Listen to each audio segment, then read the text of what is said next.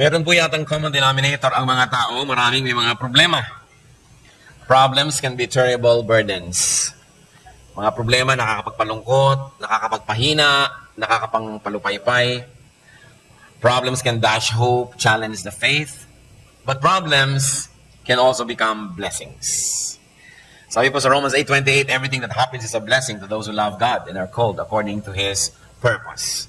At yan po ang ating pag-aaral ngayon, when problems can become blessings.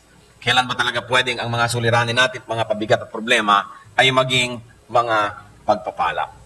Heavenly Father, we thank you for this gathering. We thank you, Lord, that you have given us the freedom to worship you today.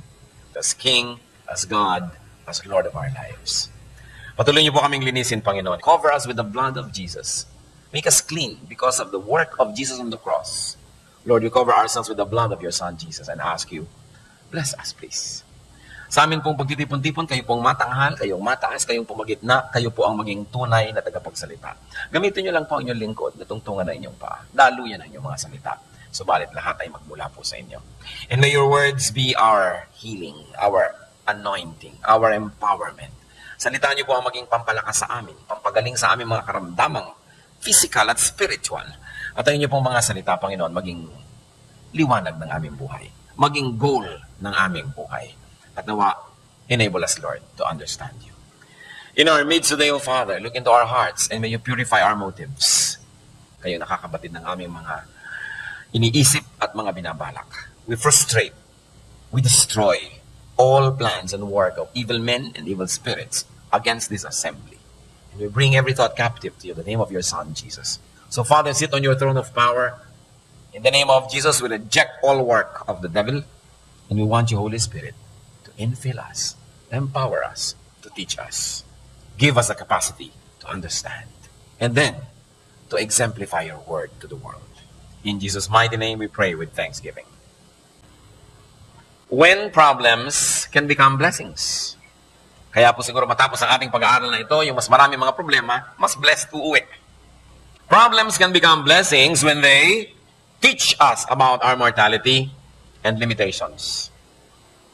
Madalas ang tao, pag walang suliranin, if everything goes well, nagiging mayabang, palalo, akala natin, kaya na natin lahat, kaya na natin kahit sino, kahit ano.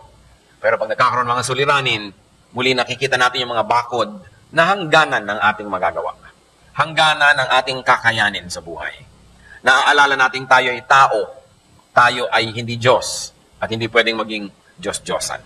Psalm 22 verses 19 to 21, But you, O Lord, be not far off. O my strength, come quickly to help me. Deliver my life from the sword, my precious life from the power of the dogs. Rescue me from the mouth of the lions. Save me from the horn of the wild oxen. So ano po ang tawag nitong umaawit na ito ng psalm sa Panginoon? Oh, my strength. You are my strength.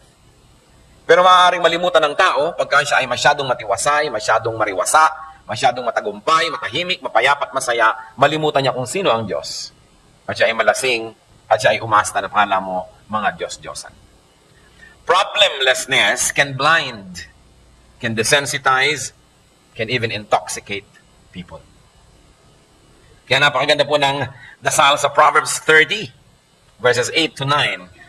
Give me neither poverty nor riches, but give me only my daily bread. Otherwise, I may have too much and disown you and say, who is the Lord? Or I may become poor and steal and so dishonor the name of my God. Napakalalim ng panalangin na ito. Sabi, huwag niyo naman po akong gawing mahirap, pero huwag niyo rin akong gawing sobrang mayaman. Sabi niya gano'n. Ibigay niyo lang po kung ano yung kailangan ko at kung ano lang yung sapat.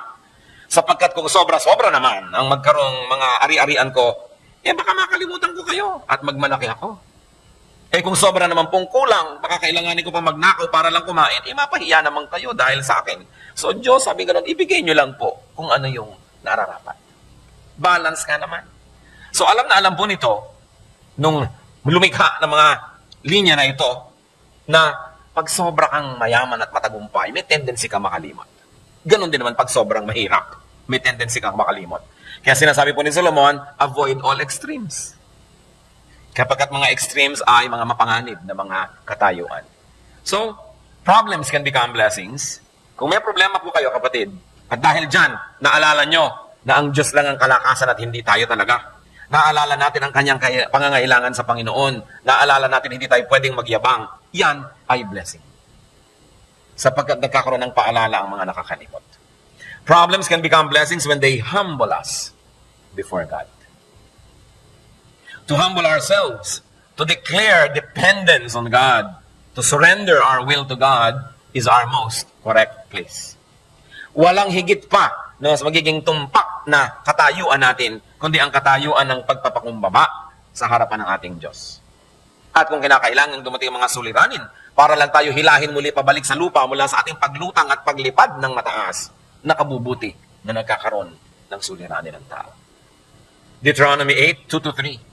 Remember how the Lord your God led you all the way in the desert, those 40 years, to humble you and to test you in order to know what was in your heart, whether or not you would keep His commands. He humbled you, causing you to hunger, and then feeding you with manna, which neither you nor your fathers had known, to teach you that man does not live on bread alone, but on every word that comes from the mouth of the Lord. Kinakausap po dito ang bayang Israel. Sapagkat ang bayang Israel sobrang naging prosperous, matagumpay dahil sa kanilang ninuno na si Joseph. Napakataas ng naging posisyon sa Egypt. Kaya sila kinupkop sa Ehipto at nailigtas sila sa mga taggutom. At humaba ng humaba ang panahon, they continued to enjoy favored position in Egyptian society na ipamana sa kanila yung goodwill na yun ng kanilang ninunong si Joseph. Subalit, sila ay inapi ng susunod na dynasty. There was a dynasty that did not honor the commitment of the previous pharaohs to the people of Israel. So they were enslaved. And after a while, the Lord delivered them. And the Lord showed them how mighty He was. Sobrang naging tagumpay ng mga Israelites, tumatawid sila sa mga dagat na nahahati. Sila ay nagtatagumpay sa kanilang mga digmaan. Kaya maaaring sila rin nakalimot at maaaring sila ay naging mayabang. Kaya sabi ng Panginoon, minarapat ko na paikot-ikutin kayo ng 40 taon sa disyerto. Alam niyo po yung Exodus, pwedeng lakarin ng 1 linggo lang. Yung mula doon sa Egypt, pupunta kay Israel, mahaba na nga 1 linggo, nalakarin yun eh. Pero inabot sila ng 40 years. Bakit? Pinaikot-ikot-ikot sila ng Diyos. Inubos ang lahat ng mga may edad na lumabas sa Ehipto, hindi pinapasok sa Promised Land. Lahat ng mga nabahira ng mga kasalanan, dadali na naman nila yung mga kasalanan lang sa Promised Land, hindi sila napapasok. At nakaranas sila na magutom. Kumakain na lang sila ng mana, yung lumalaglag mula sa langit, na iniipon nila at nagiging parang tinapay. Nung una, masarap. Nung lumaan, nagsawa. Kayo ba naman ng 40 years kumain nun? Sabi nila, mana in the morning, mana in the evening, mana at supper time. Puro ito na lang. So, ang Panginoon, bubulabog ng mga ibon, dadapo sa kanila, gagawin nilang barbecue. Pero dependent na dependent sila. Kayo ba naman, halos 2 milyong tao, naglalakad kayo sa disyerto. Inumin lang ng bawat isa, kung gumamit na lang kayo ng 1 galong tubig bawat isang tao sa isang araw, ito 2 milyong galon yun. Saan nila kukunin? They were very dependent on the Lord, and they were in this parched desert. You know, I myself have crossed this desert. At wala na yatang lugar pa sa mundo na mas parang walang kabuhay-buhay, wala kang makita ni ano. Sobrang parang akala mo sinumpa yung dinaanan nila na yan, ang mga Sinai Desert. Ang dami mong papakanin, ang dami mong paiinumin. Kaya talagang dependent sila kay Lord. At sabi niya ang Panginoon, ginawa ko yan para bawasan na inyong kataasan. To humble you. Para kayo matutong magpakumbaba. Gaano kadalas, di po ba? Pag may problema ang tao, ang tagal magdasal. Kita mo ang tao, pag may problema o wala, observe mo pag nagdadasal, yung mga walang problema, ang bilis matapos. Kaya wala kang kaproblema, no? Paano mo nalaman? Prophet ka ba? Hindi, ang iksi eh. Pero pag may mga paiyak-iyak pa dyan, mga pa-fasting at kung ano-ano, naku, mga problema tong taon to. Problems humble us. That's why they can become blessings. Remember, humility is the only correct attitude towards God. And if we have to be forced to become humble by problems, then the problems can become blessings. Which brings me to our third point. Problems can become blessings when they remind us to pray. Or should I say, to remind us to pray again. Kasi maraming nalilibang, nakakalimot sa tunay na panalangin. Akala nila, Lord, pagpalain mo ang pagkain ito, bless it for our nourishment. Amen. Sa gabi, salamat po sa nagdaang araw. Pagpalaan nyo kami sa buong gabing ito. Ingatan nyo kami sa lahat ng masasamang tao. Amen. Yun na yung dasal. Kumisa nga, napagpapalit pa yun eh. Yung magdadasal bago matulog, Lord, thank you for this food. Ay, wala palang food. Lahat ng tumawa, alam nyo, no? Nangyayari sa buhay nyo yan. Nakakapalit-palit ng mga panalangin. So, kung may suliranin ng tao, naaalala nyo yung power of prayer, kaya nananalangin muli. Kaya ang sabi sa Philippians 4:6-7, do not be anxious about anything, but in everything, by prayer and petition, with thanksgiving, present your requests to God. And the peace of God, which transcends all understanding, will guard your hearts and your minds in Christ Jesus. So, kanino ito ipinapaalala? Siyempre, sa mga anxious. Kaya sabi, do not be anxious. Sobra ka ngayong balisa kasi may problema ka eh. So, naaalala nating manalangin. Problems can become blessings when they remind us about our sin and stop us from sinning. Pag sobra na nadilubyo ang kumukubakob sa isang pamilya, nagmi-meeting na, uy, ano bang mga kasalanan natin, i-give up na natin sa Panginoon. Pag sobrang na mga hirap ang dinaranas ng mga churches at Christian organizations o magre-revival worship, magre-revival meeting, ibubulala sa mga kasalanan, hihingi ng tawad kasi naaalala ang kasalanan pag may mga problema. At ang isa sa mga pinakamapanganib na kalagayan, yung may mga kasalanan tapos parang walang problema. Yan, mapanganib yan. Kung alam nyo na may kasalanan kayo, nabubuhay kayo sa kasalanan, tapos everything is okay, meron kayong pera, meron kayong health, meron kayong wealth, and meron kayong respectability and prestige, aba, mag-ingat-ingat kayo. Sinasabi din sa Bible, they are fattened for a day of slaughter. Yung mga akala natin ay walang-walang problema. Kaya ang mabuti pa, kung meron talagang kasalanan, tapos all is well, maayos ang buhay, malusog ang katawan, tahimik ang pamilya, mayroong kinakain, may kasaganaan. Aba, pagsisihan na yung kasalanan. Huwag nyo nang antayin, natanggalin lahat yan, ligligin kayo, kalug-kalugin. At pagkatapos para lang tayo, suko na Lord, suko na. Pinakamabuting isuko na agad. Kaya siguro ganyan ang ginawa ng gobyerno noong panahon ng Hapon. Sapagkat walang ilaban ang ating government forces ng Amerika dito sa mga Hapon. Noong Second World War, dahil nadurog na yung kanilang fleet doon sa Hawaii, anong ginawa?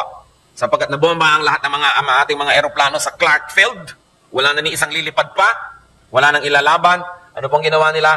Ginawa ang Manilang open city. Sa inyo na, mga Hapon, wala nang laban-laban pa, suko na, kaysa magkagiba-giba ang Maynila. Kaya na-preserve ang city. Ang gumiba naman siyempre yung mga Amerikano nung tinatawag na liberation. Kinarpet bomb ang Manila, kaya nagiba pa rin.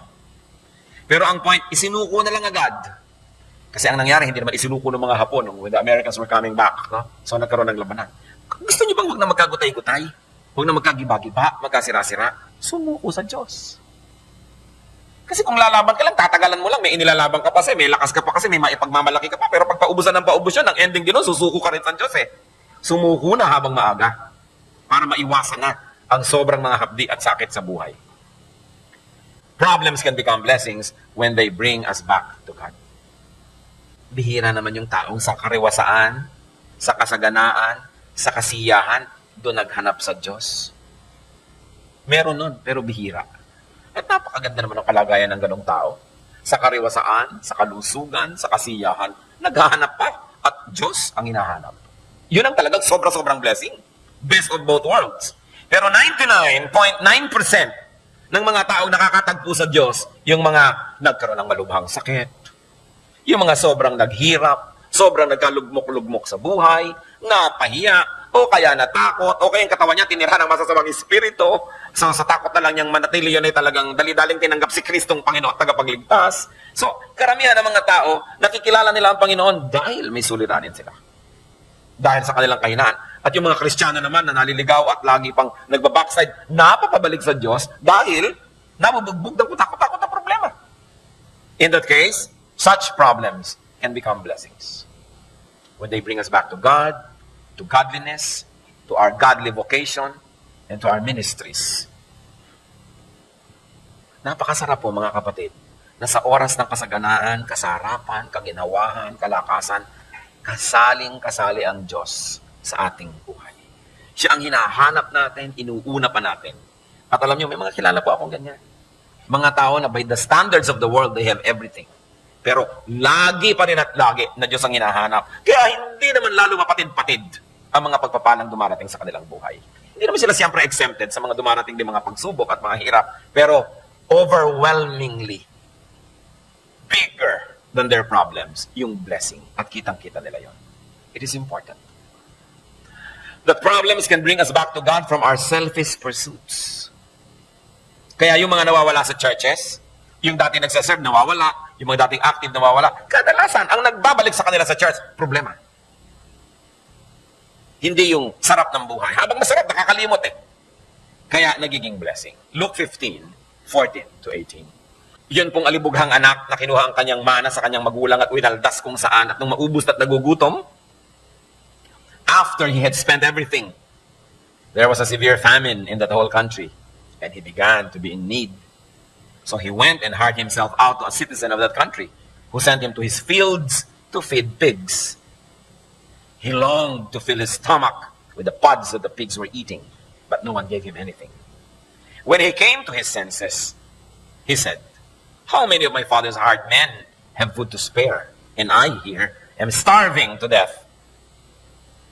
I will set out and go back to my father and say to him, Father, I have sinned against heaven and against you."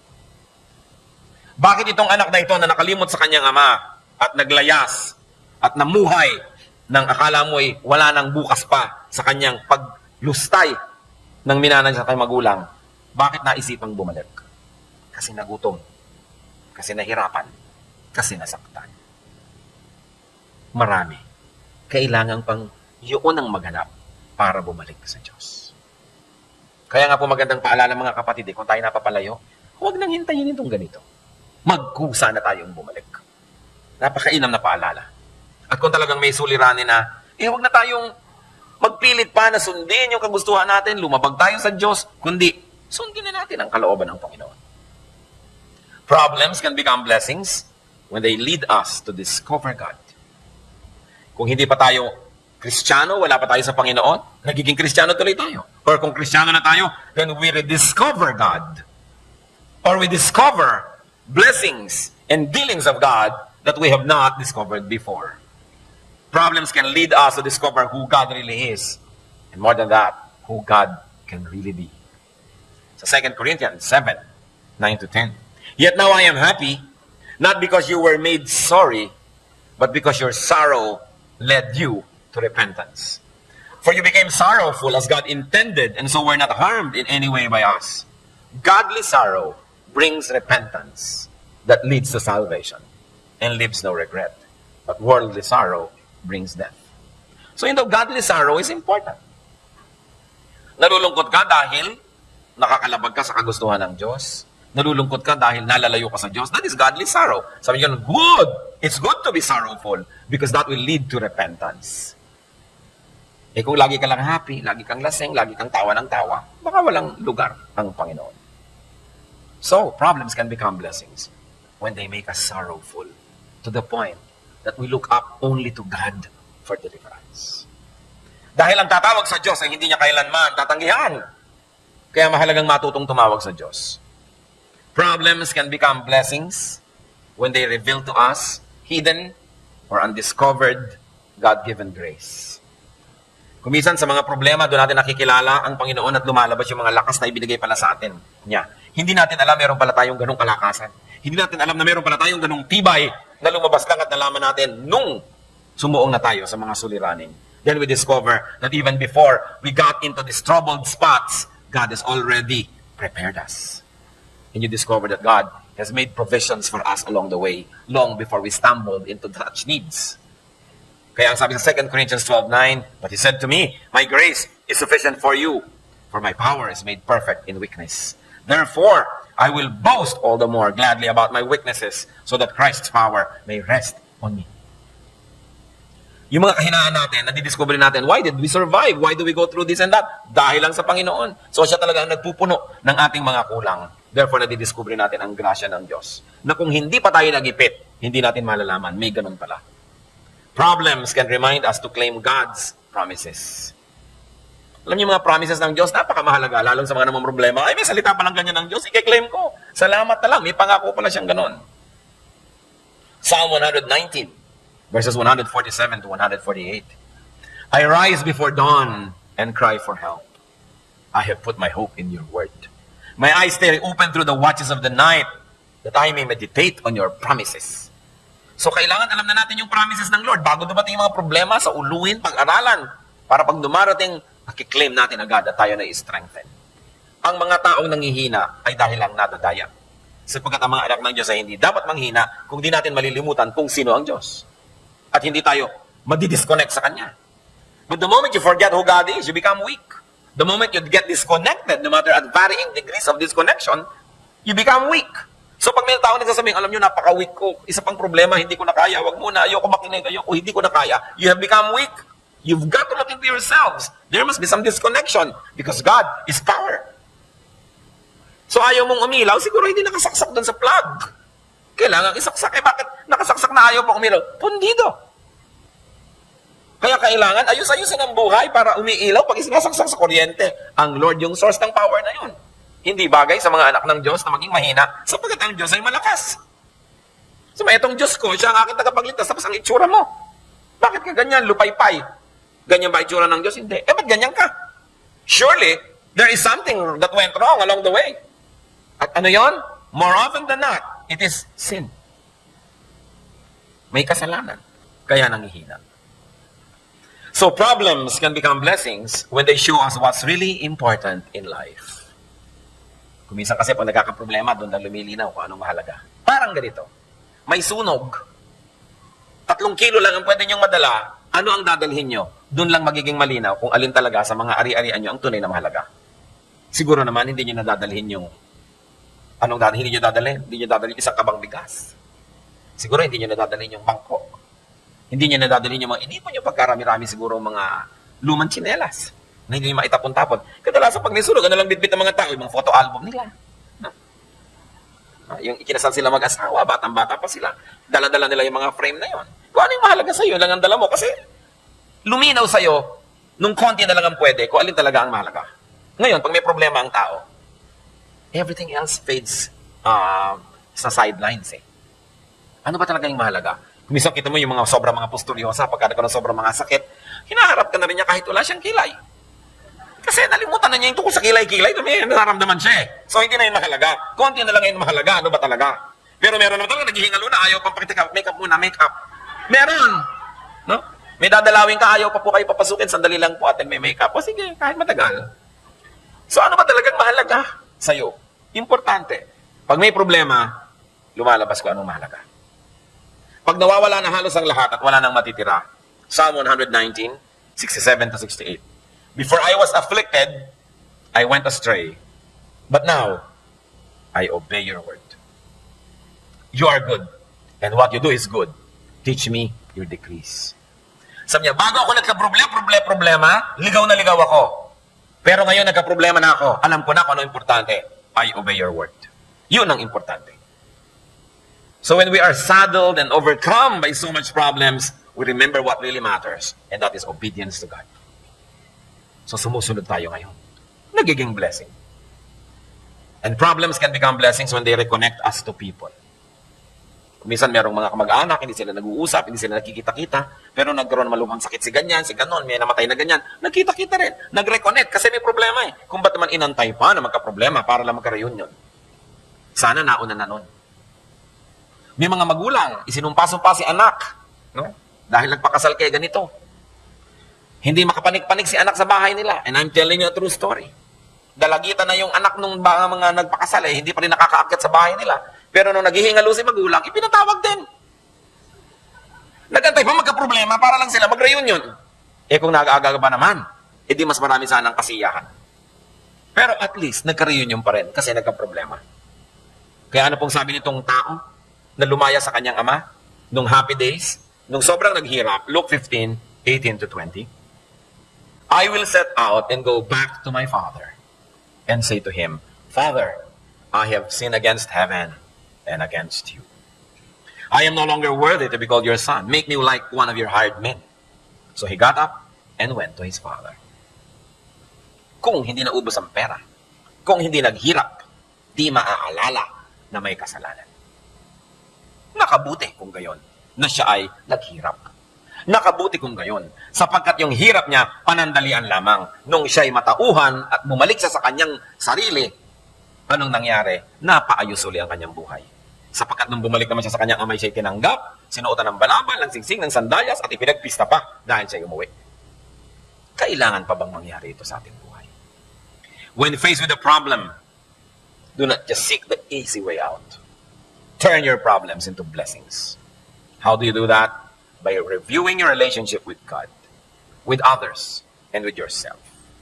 By reviewing your uprightness and spirituality. By reviewing your values, your priorities, and philosophy. Then, matutupad yung sinasabi sa Romans 8:28. Everything that happens is a blessing to those who love God and are called according to His purpose. Or whatever verse that you have, it's the same idea. Ang anumang nangyayari ay nagiging pagpapala sa mga umiibig sa Diyos. And we discover God.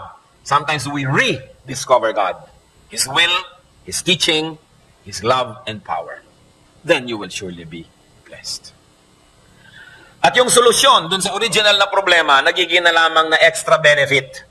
Sapagkat ang tunay na naging benefit, nanumbalik sa Diyos. Malutas man o hindi, yung original problema, yung blessing dumating na. Sapagkat ang mahalaga, laging bumalik ang init ng ating pakikipag-ibigan sa Diyos. Kayo po ba may mga suliranin? Kung may suliranin tayo, hindi dapat magmukmok. Sapagkat bawat suliranin ay may katapat na solusyon. Dahil bawat tanong ay may katapat na sagot. Sabi nga ng matatanda, bawat man pusali ay may katapat na pisngi ng langit. So, kung may problema ka, may solusyon yan. Kaya yan ng Diyos na isolve. Ang tanong ay, dapat bang isolve? Natutunan na ba natin ang dapat matutunan sa suliranin na yan? Sapagkat kung natutunan na natin, hindi naman mahirap sa Diyos na yan ay bigyan na ng kalutasan. Marami mga problema, haba ng haba, tagal ng tagal, kasi hindi natin dinidinig o nagbibingi-bingihan tayo sa itinuturo ng problemang yun. Problema na financial, problema na health or physical, emotional, spiritual, whatever. Maraming problema ang tao, pero marami doon, siya din ang lumilikha. Para mga problema ng ating bayan, tayo na lang yata ang lumilikha ng mga yon ngayon. No? Wala na ang mga Hapon, ang mga Kastila, ang mga Amerikano. Tayo na ang narito. Bakit ang gulo-gulo ng bayan? Sapagkat tayo na ang lumilika ng sarili nating gulo. Nawa ang mga kaguluhan, ang mga suliranin, ay magbunsod sa atin na mag-isip-isip. Maghunos dili. Magbalik loob sa Diyos. Magbulay-bulay at suriin kung ano ang ating mga pananagutan at walang tayong manisi ng iba. Hindi maaaring ikay nasa gitna ng isang malaking suliranin na ni kapraso ay wala kang dapat na panagutan, liban na lang, ikaw si Job. Pero bihirang-bihira naman yung tulad ni Job na upright. So madalas, hindi naman talaga trial ang nangyayari sa ating buhay, kundi chastisement. At kung napapalo tayo ng Diyos, pag natutunan natin ang leksyon, tigil na ang paluan. Inaalo-alo ka na ngayon, kinocomfort ka na. Dahil ang gusto naman ng Diyos, na mamalo man siya, para lang tayo ituwid. Hindi para tayo parusahan habang panahon. Ano po ang inyong mga suliranin? Aming Diyos, kami po ay gustong manahimik sa inyong presensya. Mag-isip-isip. Ano ba ang kalagayan namin sa buhay? Ano ba mga pinoproblema namin? Ano ang mensahe niyo dito? Paano ito magiging blessing? Ituro niyo sa amin, Panginoon, na una, kayo, you are bigger than any of our problems. Ituro mo rin, Lord, na kayo po ang solusyon sa mga suliranin ito. At kayo hindi maramot, hindi mabagal, at hindi bingi. Alam niyo nangyayari sa amin. Subalit, Panginoon, kung niloloob niyong di pa namin makamtan yung mga hinahangad naming mga sagot sa aming mga suliranin, ituro niyo sa amin kung bakit. Turuan niyo kaming manalangin, magpakumbaba, lumapit sa inyo, tumalikod sa kasalanan, maghintay ng inyong sagot. Magkaroon ng patience. Ano man sa mga ito, lahat sila ay blessings, O Lord.